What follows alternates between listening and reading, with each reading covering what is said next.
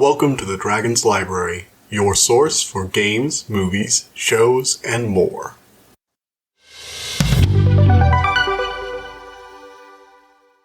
Hello everybody, and welcome back to the Dragon's Library. So today I'm reviewing one of my favorite anime/manga series, Blue Exorcist. Now, for those of you who haven't heard of the series, and I wouldn't blame you, it's not actually a well-known one, Blue Exorcist is an ongoing manga or Japanese comic book for the non-weeb and anime series. The story is set in a world based around Judeo-Christian mythology, and as such is centered around a conflict between demons and exorcists.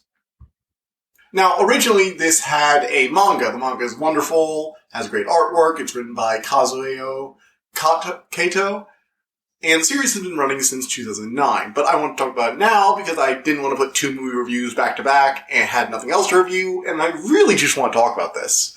So, for those of you who do want to know, since this is an ongoing series, I will be withholding details on the later volumes and trying to stay within the first half for the non-spoiler section, though I will make a few hints towards some things.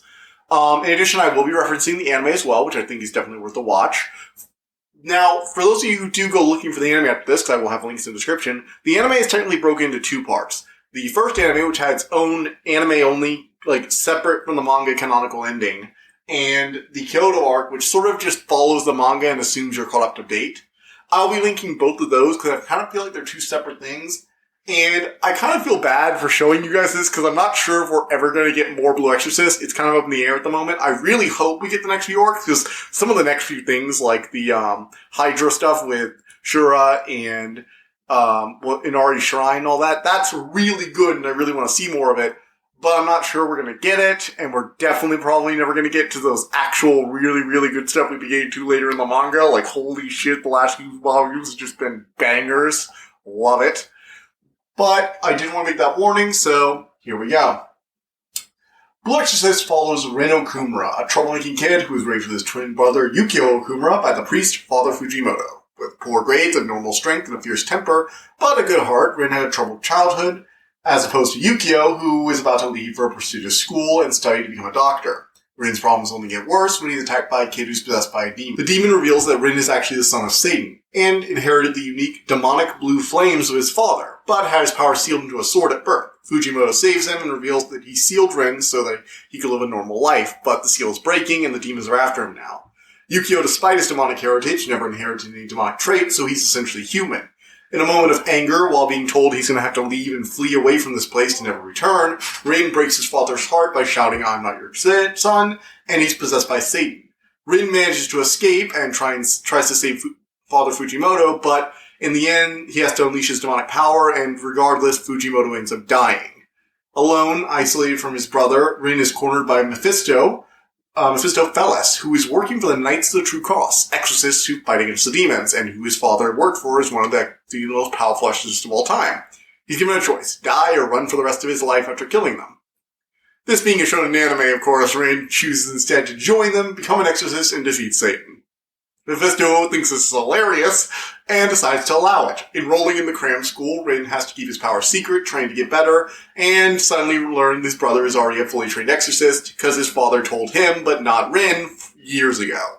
Guided in part by his sort of bitter brother, who was trained by an exorcist all these years, and is now Rin's cram school teacher, Rin has to learn to accept his powers, while simultaneously trying to keep them secret for everyone, because it doesn't, exactly a good thing to be the son of Satan. The story is great. A fantastic mix of action, comedy, drama, and light horror elements. Seriously, whenever Satan comes onto screen, he is freaking terrifying. The demon designs are wonderful. The characters are lively and engaging. The whole cast, especially in the anime, has a great chemistry. All the voice acting is just on point there. Rin himself is a wonderful protagonist, both earnest and goofy.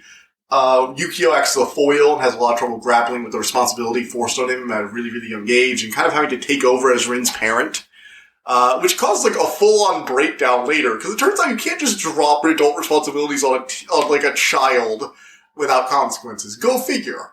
The rest of his class is great, with Bon, hothead genius who also wants to kill Satan for destroying his family's temple. He has his two friends, Shima and Konokomaru. Shima's really relaxed. Konokomaru's kind of always nervous, but really smart. You got the sweet Shiemi, who's kind of like a nature girl, who's all about flowers. You got the shrining Izumo, who's kind of like the hot-headed tsundere type, if that makes sense. Then you got Shura. She was a sword-wielding badass. She was Father Fujimoto's student. They had a breaking up. And then she came back and decided to spare Rin's life, and now his teacher. The series ends up striking a balance of Rin learning to control his powers, but it always feeling like something is ready to consume him. Like, the flames definitely feel almost like a monster eating away at Rin's sanity at times, which has a very nice dark twist to it. I really liked Rin's struggle in general. With this, like, anger he just cannot control at times. His power is always threatening to overwhelm him. And him constantly being forced to use them to save people's life, but people always getting, like, you use your powers too much. It's like, oh, that's all I can use right now. You haven't taught me anything else. It's a little frustrating, but at the same time, you get really in his headspace. I like it. When he finally comes to terms with his demonic side, it's one of the best things I've ever seen in a manga, like, period. Fantastic work there.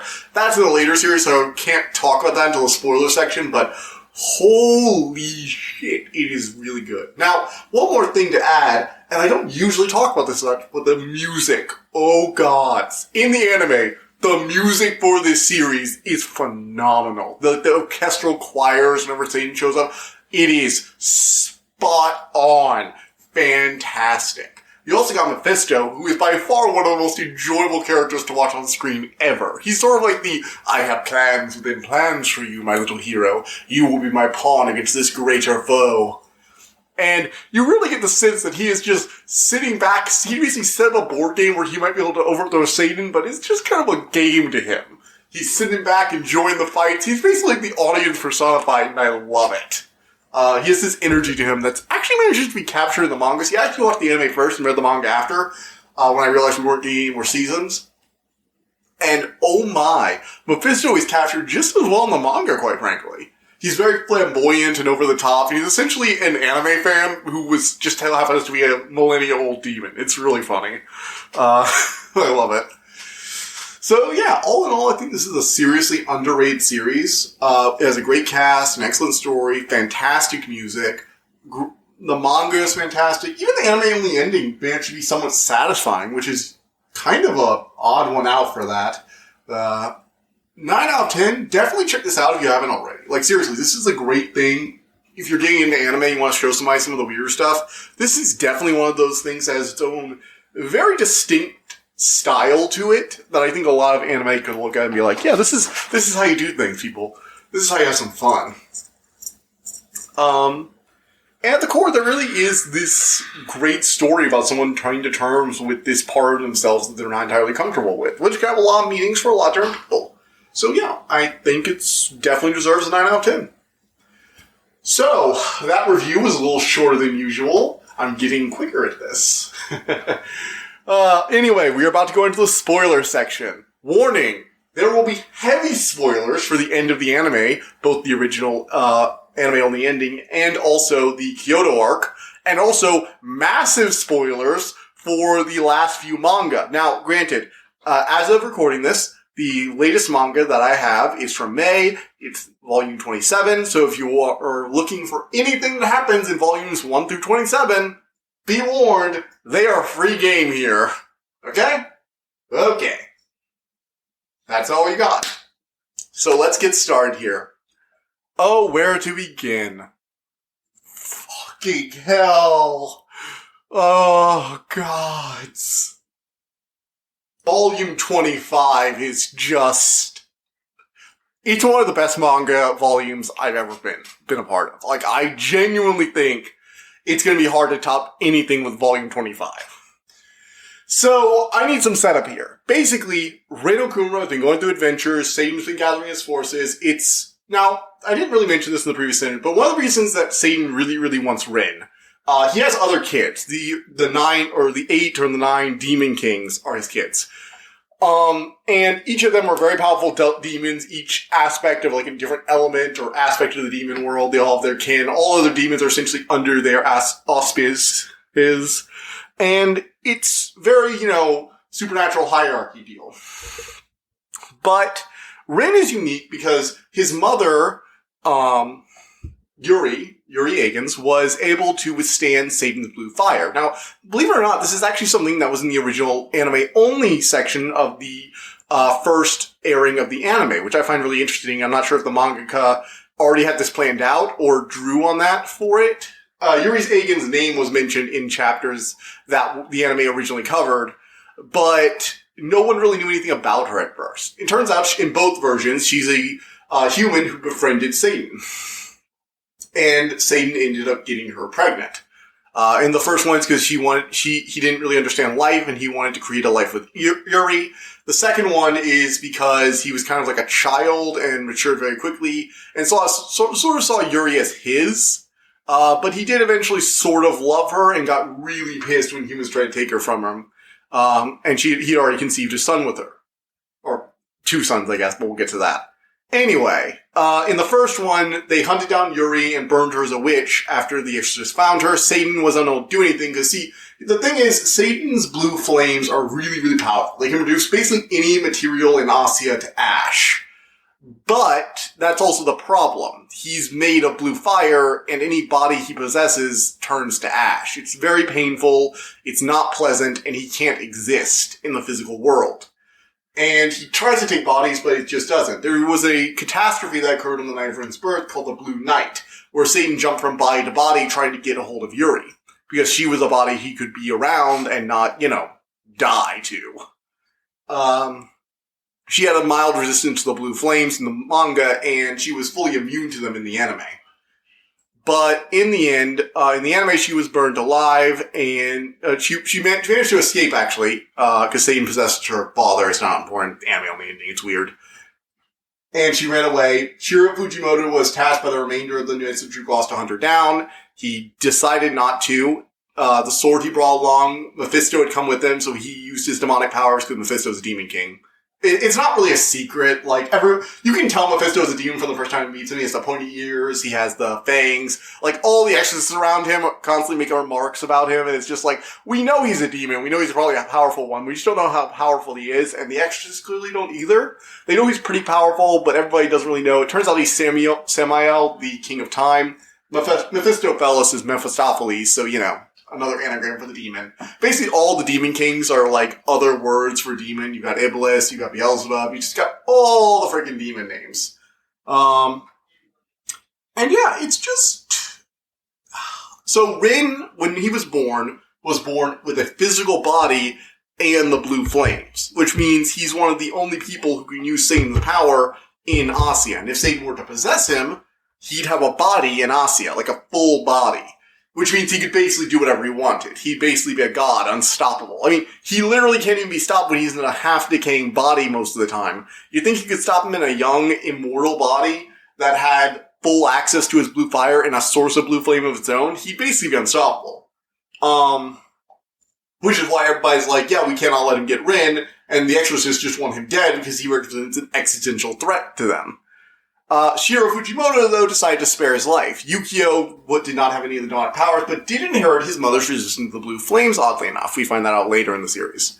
Anyway, after a lot of bullshit, including Yukio figuring out the true cross ended up causing his mother's death because they didn't give her adequate care and were more focused on killing Rin than, helping his mother through childbirth, he kind of goes off the deep end. He's been spiraling for the last few years. He's been seeing the blue flames appear and is worried he's developing powers as well, which, having seen how people treat Rin, having seen how himself treated Rin, it's, obviously causing him distress, but he eventually finds out Satan's been viewing the world through his eyes and sort of protects him because he's a sort of free window, and can channel minor amounts of blue flame through him because he has a resistance like Yuri did.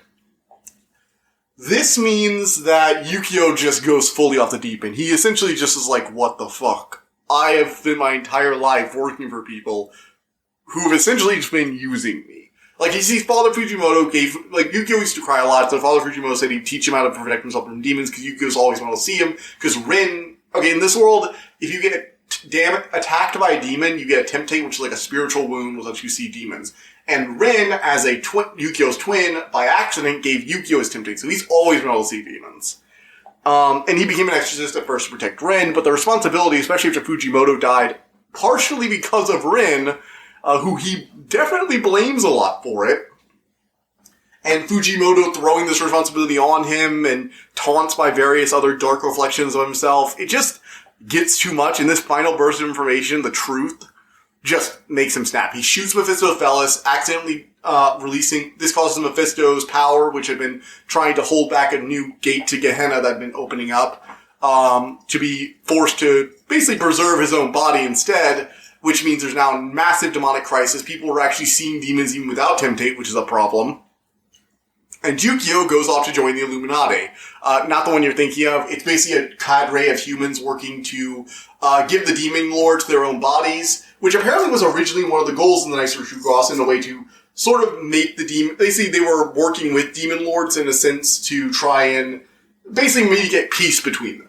They give them bodies, and they don't, murder humans as much. But it broke down when they couldn't get a body for the strongest of the demon lords before Satan, Lucifer. And, now Mephisto's always been able to make his hosts last a really long time because he can manipulate time and stuff like that, but the others slowly wither and die and it hurts. Only one other viable host body was ever created for the Lord of Earth, a Maimon.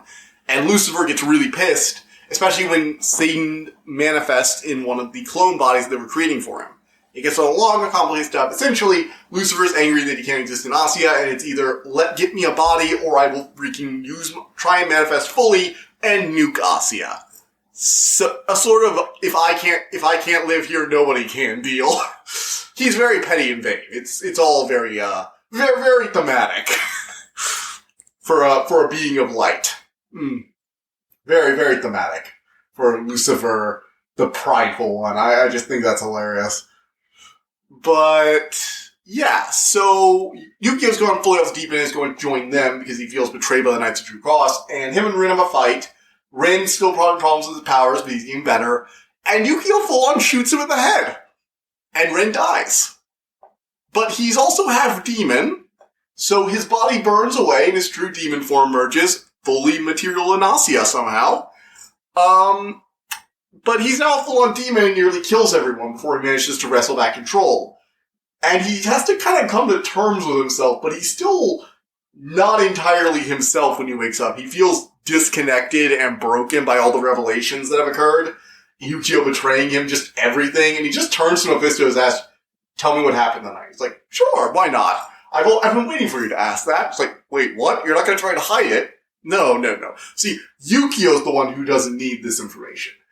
What he needs is something else entirely. He needs to come to terms with what he actually wants in life. You have been running away from from the truth of your past, trying to ignore it. Ever since you found out you were the son of Satan, you've just been trying to ignore it, to try and not think about your mother or who you were, just trying to focus on getting revenge for Father Fujimoto, because that's all that you could do. Because if you had to look at the past and you found out you didn't like it, you were afraid of what would happen.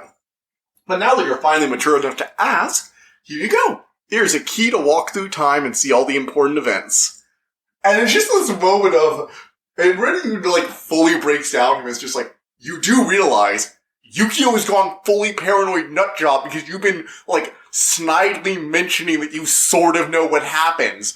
And you're telling me you had a key that could literally walk him through all the answers in a way to make him not go insane, and you didn't give it to him when he asked. It's like, that's not what he needs. And you really get the sense of Mephisto is, yes, definitely having a lot of fun and teasing him because he can, but genuinely sees them as useful tools and understands that what showing Yukio the past wouldn't have helped him.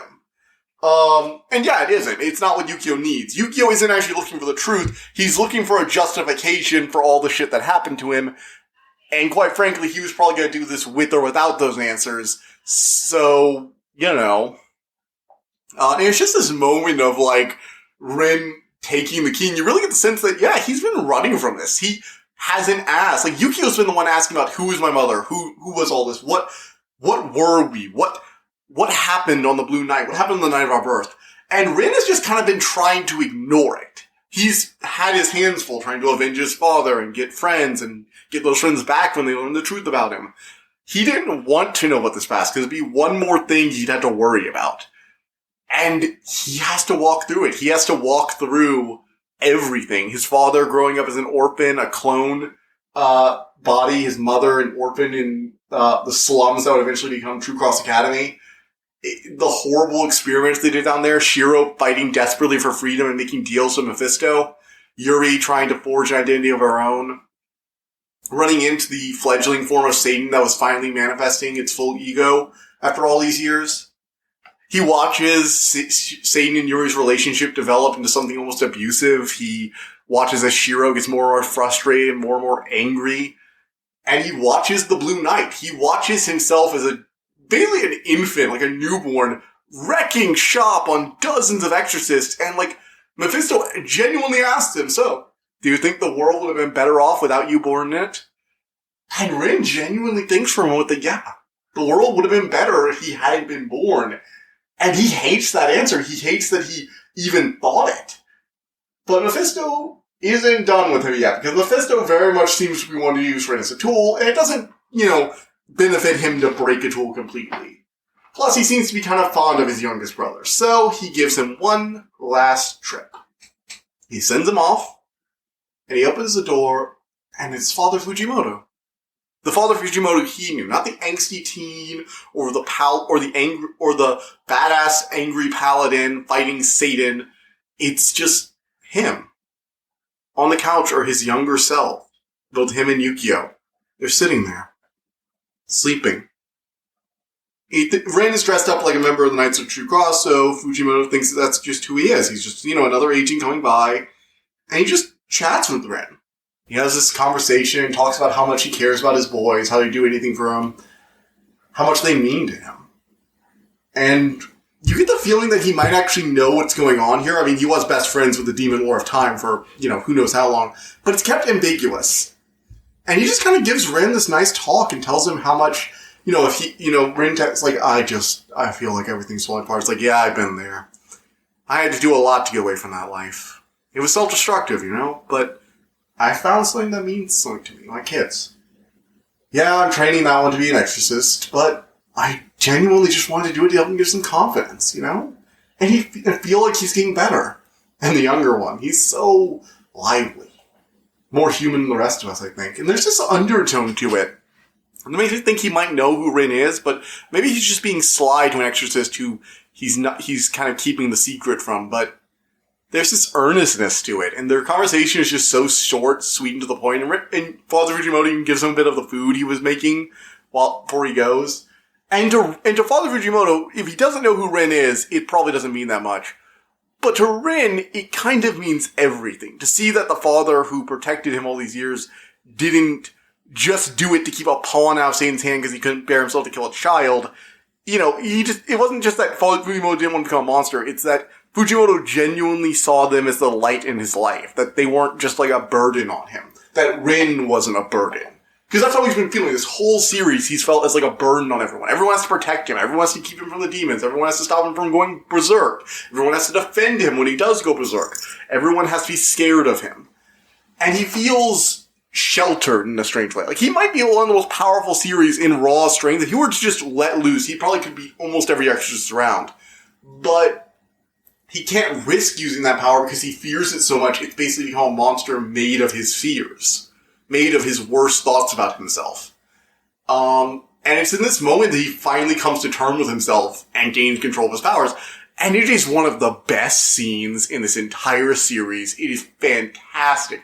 The entire books like 23 and 24, and to a lesser extent, 22, are just great, but 25 is just, fantastic. That last scene of Rin closing the door and saying, "Goodbye, Father," is just really fucking good. Like, so good.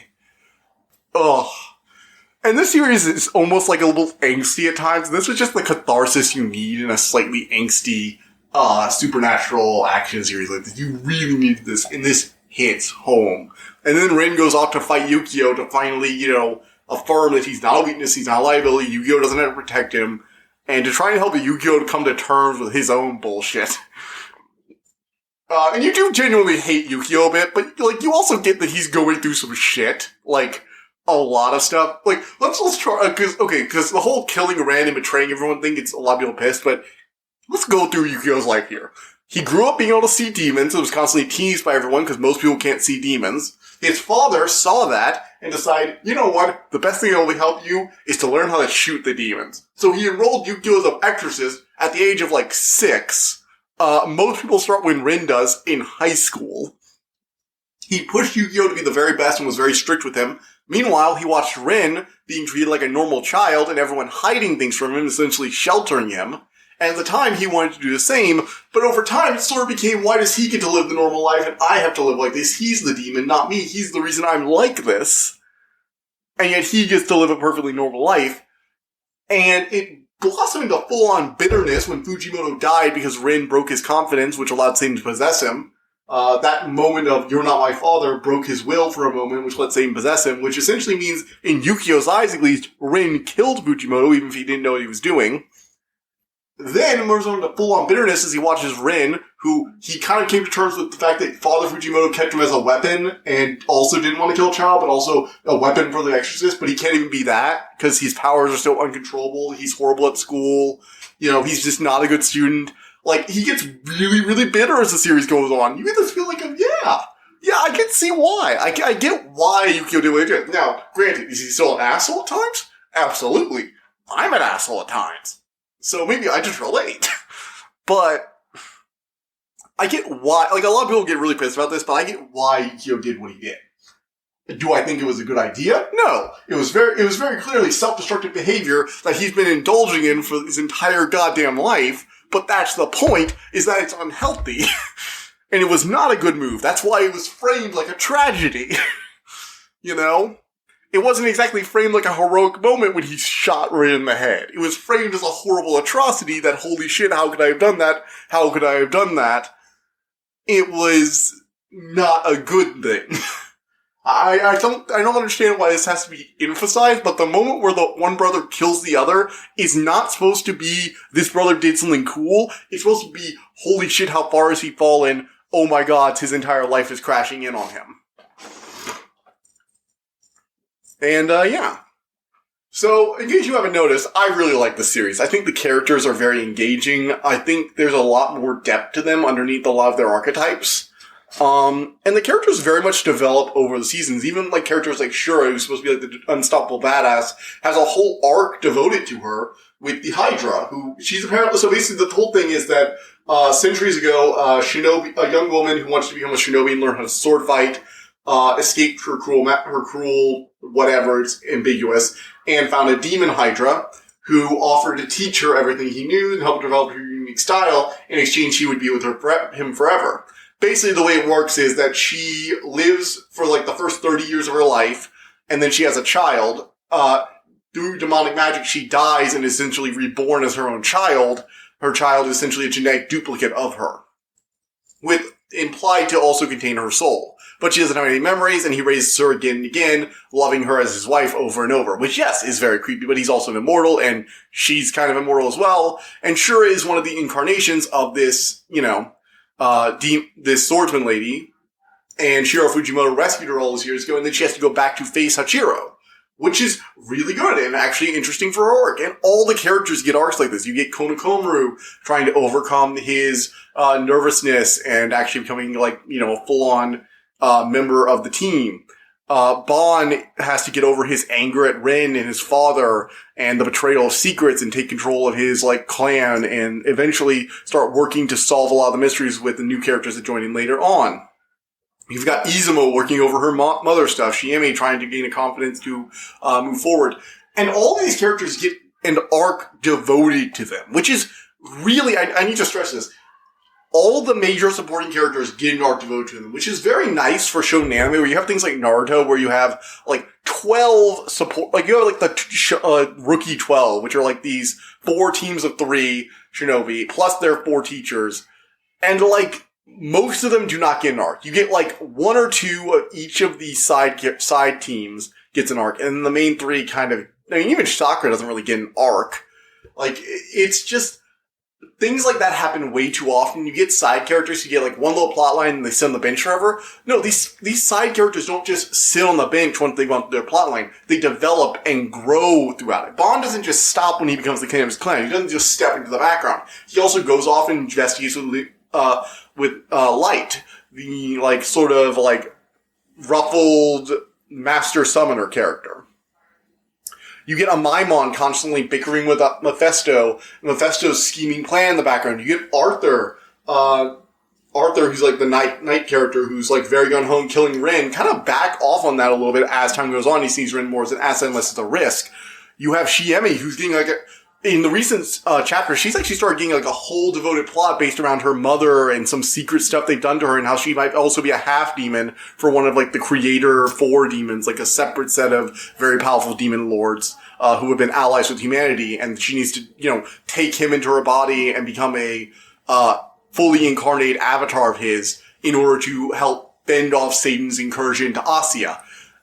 And all of these characters get their own like multiple steps to arcs, multiple setups to them, simultaneous with the protagonist. And I know that's basically just saying the side characters are written well, but holy shit, it's an anime where the side characters are written well and given time to shine. And when I say time to shine, I mean basically all of them. The only side character who doesn't really get time to shine is Izumo's best friend, Paku, but she nopes out of the cram school in like volume 6.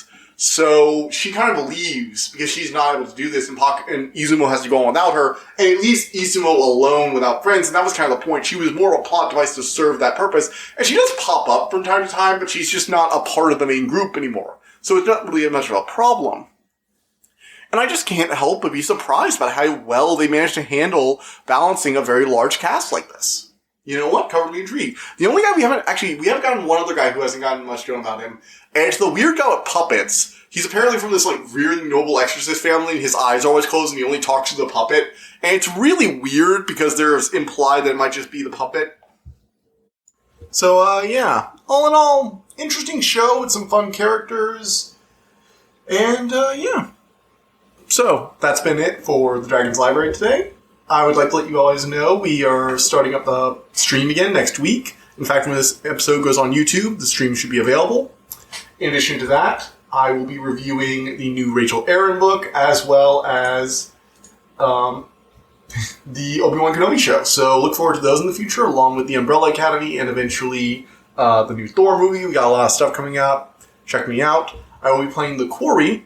You can check me out on Twitch or YouTube at 6:30 Tuesday and Thursday. So yeah, see you guys next time. Bye. I hope you enjoyed listening to this episode, and thank you for listening to the Dragon's Library. Please subscribe to this podcast to be notified of new episodes. The Dragon's Library releases new episodes Tuesday and Friday each week, and you can follow us on Twitter at dragon_library2. If you want to suggest an episode topic, my email is in the description below. And as always, thank you so much for all your support.